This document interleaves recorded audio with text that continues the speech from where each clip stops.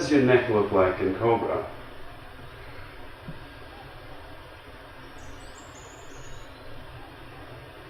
What do you think it should look like? When I ask a group of students if anyone needs more neck tension in their lives, I get a good laugh, usually, because that's a pretty ludicrous proposition. Most of us suffer from having too much neck tension. Neck tension can be a byproduct of poor posture, but it also can be a byproduct of stress. Not many yoga teachers talk about neck tension, and in fact some instructions in yoga tend to actually encourage it. So the question is, can we use our yoga practice to get out of that habit rather than to reinforce that habit? One of the primary causes of neck tension is poor posture. And that's really something most of us are struggling with now because of our use of digital devices, laptops, tablets, phones, which cause us to round our backs in order to look at them, because we don't really hold our tablets up here to read something. And that causes the upper back to round and the neck to tense up to compensate for it. If your head is balancing on top of your spinal column, then the spine can hold that weight, 4 to 5 kilos, 10 to 12 pounds. But as soon as your head comes forward, because your back is rounding, the head comes forward. And that creates leverage, which doesn't make the head heavier, but it increases the force on the spine. And now your spine, your bones can't hold you up anymore. It's got to be the neck muscles now. So now look at the horizon. You've got to lift your chin, and that increases the neck tension even more. And if you practice Cobra this way, you're simply reinforcing a pattern that you're doing all day long and even all night long. And I'm a firm believer in making your practice smarter than your habits. So let's do one little exercise to start letting go of this tension.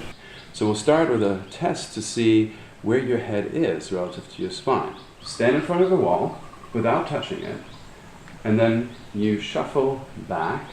So my buttocks and my head are about touching the wall, the shoulders are slightly behind. This is unfortunately not very common, so I'll mimic a head forward position. If you find that your shoulders come to the wall before your head does, you have hyperkyphosis and an increased rounding in the upper back, which brings your head forward. And now you may be limited, or you think you are, to get the head back to the wall, feeling that you need to tilt it up. Yeah, that of course actually increases the neck tension rather than decreasing it. So I'll show you a way to decrease that neck tension. Bring yourself to the wall, and if that requires you to tilt your head back, that's fine. I want you to then actually increase the neck tension, actually pull the shoulder blades up as you draw the back of the head down. I want you to really hold that neck tension for a couple of breaths to begin to fatigue the muscles. And then on an inhale, roll the shoulder blades down the back and slide the back of the head up the wall.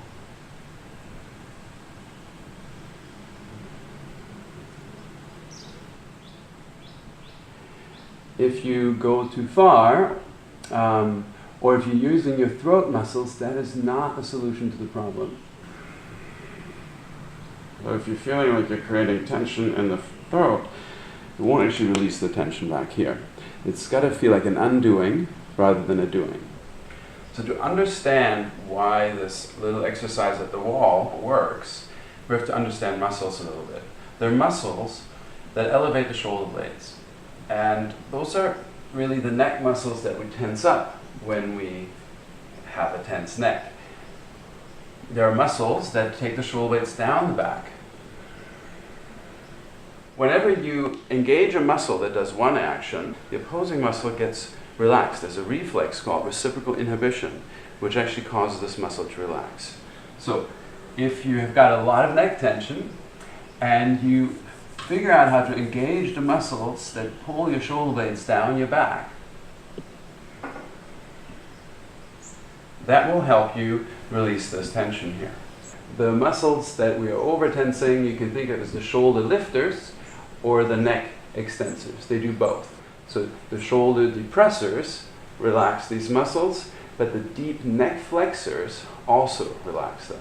You may not know that you have these muscles. They're behind your trachea. You can't feel them. You don't feel them contracting. So it's a bit of a leap of faith to engage them. If you use your throat muscles, because you know you have these, the throat muscles are not actually antagonists to the neck extensors. So I'm going to try and show you what it looks like to engage these. And again, it feels like an undoing, because the muscles you're contracting, you're not actually feeling them contract. But the way to practice this is at the wall. What happens is your upper back, when your upper back starts rounding more and more, which tends to happen as we get older, but it's now more and more common even in 20-year-olds who spend a lot of time on their digital devices, it starts tilting the head forward. And so we end up compensating by hyperextending the neck. And that's the neck tension we're talking about. And this is now actually being referred to as text neck by the medical profession. If you just relax the neck, you'll be looking down at the floor, which we don't like doing. We like looking at the horizon all the time. So the solution to the problem really is here in the thoracic spine. So if you engage your lower trapezius muscles, which are here, they will help you bring your thoracic curve back to normal, which will bring your head back on top of the spinal column. And then you can relax those neck muscles.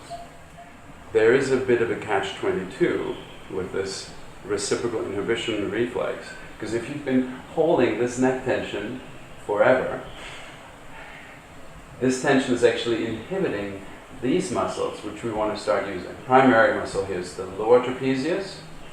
The primary muscles up here are the upper trapezius and the levator scapulae. So if these are contracted all the time, how do we begin to contract these? This is a really good little exercise. Bring your elbows above your shoulders with your fingers pointing forward. And then inhale, rotate the fingertips up towards the ceiling, and you should feel an engagement right at the bottom tips of your shoulder blades. So we're going to do a couple exercises to help strengthen these muscles. When you lie down on your belly, notice whether you lie down with your chin on the floor or your forehead. If you lie down with the chin on the floor, you are reinforcing that neck tension.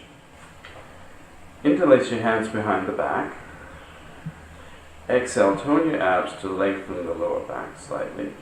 On an inhale, roll the shoulder blades down the back to lift the upper chest. And again, observe whether you try to lift yourself using your neck muscles.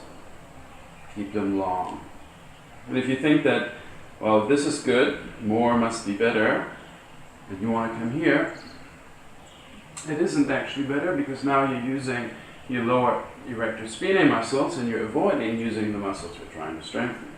So this is about working an arch into the upper back. Exhale, release. Second variation, hands interlaced behind the head, not behind the neck. If you put the hands behind the neck, again you're going to encourage neck tension. Hands behind the head. Exhale, tone your abs. Inhale, lift your heart forward. Feel the engagement at the bottom tips of the shoulder blades.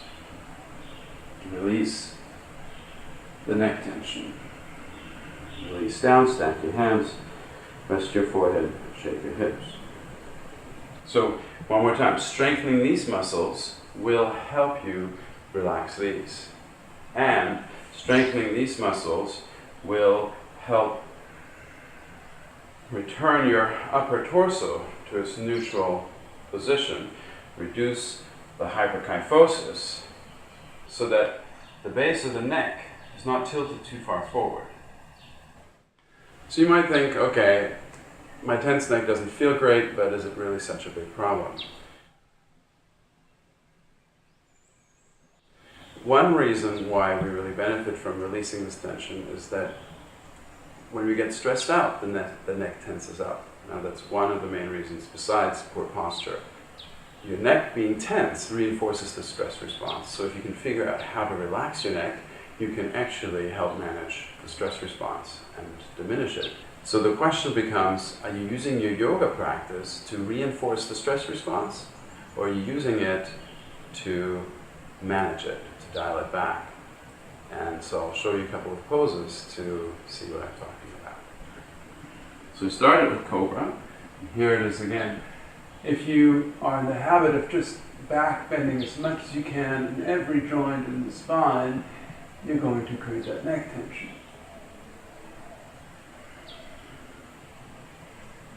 So bringing awareness to what your neck is doing in every pose is a useful thing.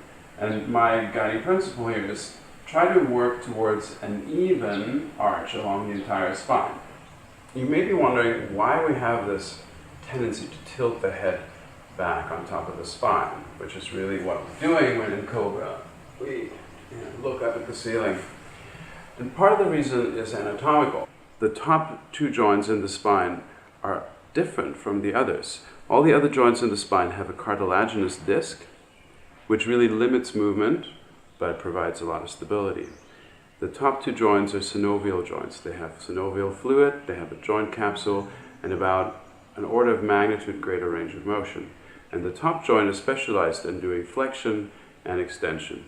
If you back bend and you simply move every part of the spine as far back as it will go with the same kind of effort, then this will tilt back all the way. And this won't move very much. So in order to get a more even curve, we actually have to increase the amount of effort here in the middle thoracic and actually decrease the effort here. And it won't be a completely smooth curve, but it will be smoother than before. So start noticing, bring your awareness to your neck in all poses, and see whether you're extending the top of the neck more than the rest of the spine. So if you practice your sphinx this way, the neck tension we've created actually makes it very challenging to get the upper back involved. So you may want to try and release that neck tension, and then on an inhale, roll the shoulder blades down the back, extend your heart forward, and then get the neck gently involved, working towards a more even arch all the way along the spine. This alignment adjustment of rolling the shoulder blades down the back and lengthening through the crown of the head doesn't just apply in back bends. It also applies in forward bends and in neutral spine poses.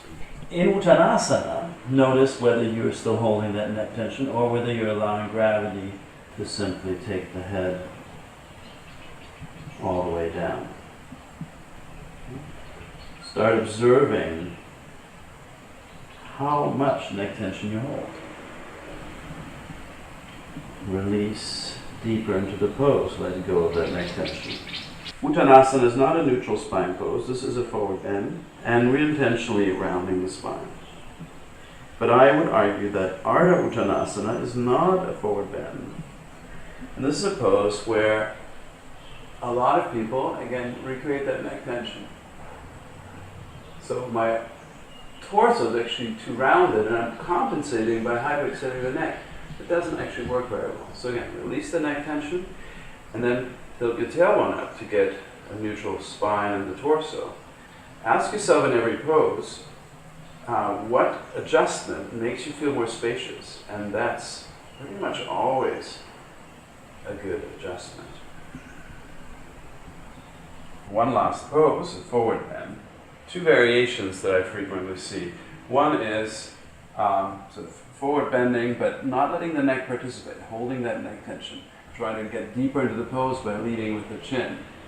This is even more apparent in straight-legged poses where you really are reaching for something. So, this is not Paschimottanasana.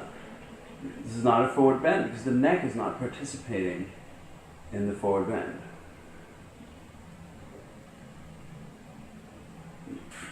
The other extreme is, again, you say, well, okay, I'm going to just relax completely into it and just let everything fall where it may.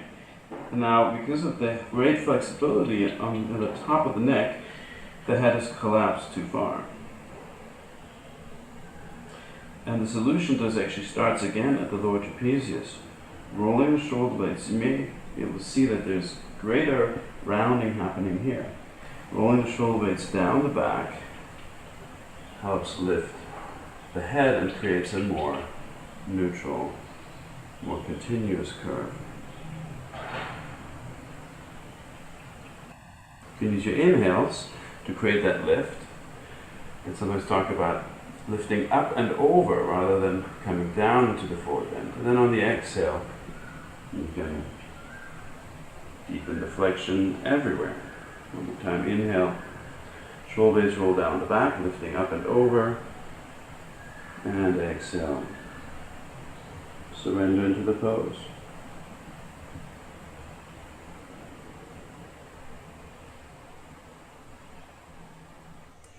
Most of us suffer from excess neck tension, and it's not just a question of discomfort, but neck tension contributes to poor posture and also to chronic stress.